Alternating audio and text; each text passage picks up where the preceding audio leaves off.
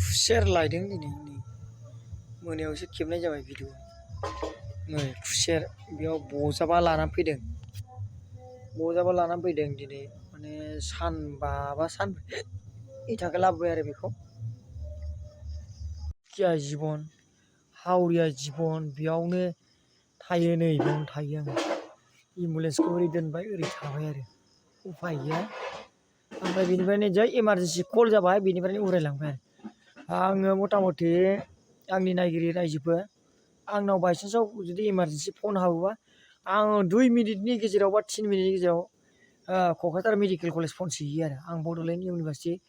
नै बेयावनो थायो आरो बेयावनो थायो एम्बुलेन्सखौ लानानै रेडिखा एम्बुलेन्सआ सोरनोबा नांगौबाथाय 2 मिनिट बा 3 मिनिट बा अत्यक्त' गोबाव जायो 5 मिनिट बिनि अभार जाया आरो बेबायदि सिस्टेमाव आं थाङो आरो दा ओमफ्राय मथा मथि एसे रेस्ट लानोसै ओमफ्राय